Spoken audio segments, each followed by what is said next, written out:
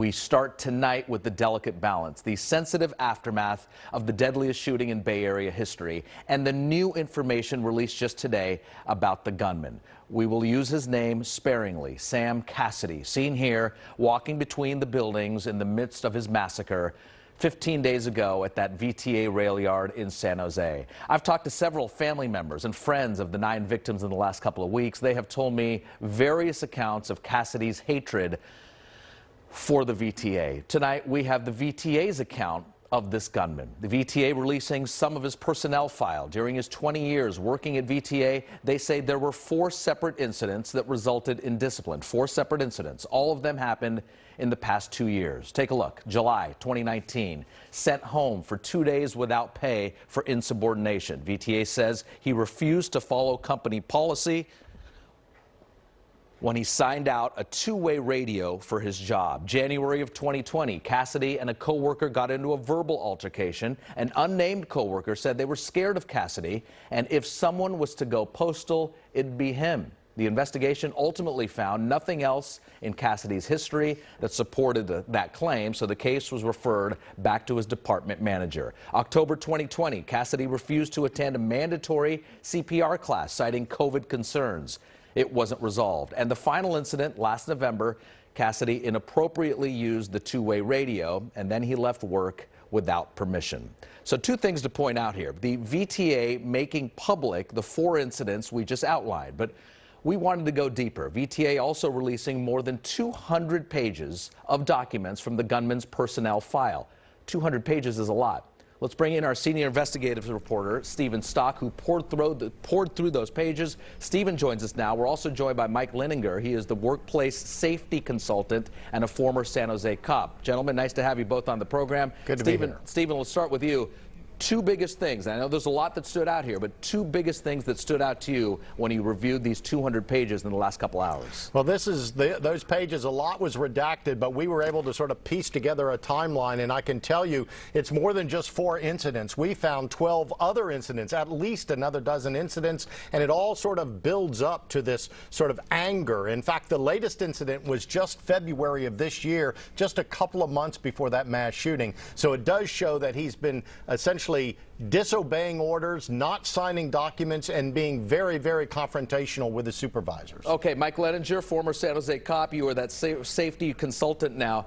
Tell me, you read through these documents as well. What stands out to you? And really, should the VTA have escalated this and taken this more seriously? Or perhaps did they? What stood out to me is they consistently missed the mental health component. Each and every incident was not thoroughly investigated. It wasn't well documented, and there were no consequences for Mr. Cassidy. Subsequently, the incidents escalated, and again, there was no further investigation. No disciplinary actions were taken forth. This man was literally displaying his anger openly. He was out of control at times, and they simply talked to him and put him back on the job. Mike, if you were consulting with VTA before this, what would you tell them? What would your recommendation be to VTA or any other company that has an employee with a 200-page file here? Well, simply put, they should have had an employee assistance program that should have been put to work years prior to that. He was considered a loner. People were actually concerned about him. I've garnered that information from interviewing current and former VTA employees. The employees there should have had policies and procedures in place that supported them in the reporting of incidents that Mr. Cassidy had committed. For an individual to state that if anyone was going to go postal, it would be him, and to take literally little to no further action is unconscionable. Stephen Stock, let's get you back in this mix here. What stands out here in terms of red flags reading through it? Well, 2 big things. First of all, Mike references that if someone was going to go postal, it's him, and then essentially they just told the supervisor, read the policy manual to him. The other one was he got into literally arguments and disagreements through email on 3 different occasions for the Family Medical Leave Act over 5-6 years, and this just dragged on. And he actually put in emails, I refuse to do what you asked me. They asked for simple doctor notes. He says, I'm not going to do that. It was really confrontational, and it showed, as Mike points out, a lot of anger, and it just seems to start escalating. And you do wonder, when was this going to end? And unfortunately, it ended in May in a mass shooting. Stephen, why does VTA release this? Was it a Public Records Act? That's right. These are all public records. It's under the California Public Records Act. They also pointed out that there are more records. They're still going through them to redact the names of co-workers, doctors. All of that's been redacted, but there's still a lot of information here. Mike Leninger, 200 pages. Now, a lot of us, whether it's this job or any other job, are unhappy with our employer, our boss. But what's that fine line that you see from a professional point of view that really requires, okay, we got to raise our hand and get this person help? These simply weren't discussions between an employer and an employee. This was Cassidy acting out. He wanted to control each and every situation, and he was allowed to do that.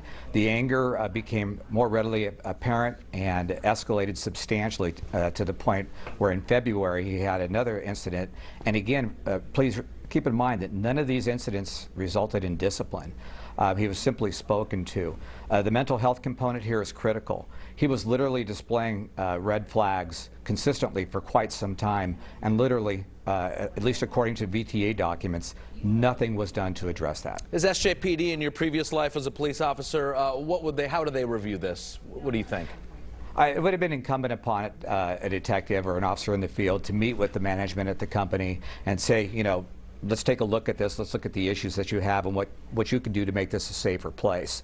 And that should have been done. No one did that. There were many emails. There were many people involved in this, frankly, too many. And that created a lapse of time. And the emails became shorter and shorter. And then, of course, the investigation was virtually non-existent, and it never resulted in discipline. So, again, there has to be strong policies and procedures in place. People need to know that it's okay to report, that they'll be supported by management. In my opinion, from what I've seen, from the top to the bottom in VTA, they need to be immediately retrained on workplace violence issues, how to identify, report, document, and investigate, and ultimately what disciplinary actions, if appropriate, are available.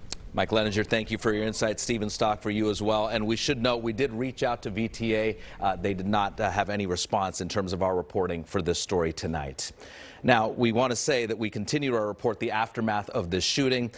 We want to keep the focus on the victims, their families, and the VTA family as a whole. If you're interested in ways to help, you can find that information on our website, NBCBayArea.com/VTA Yard Shooting.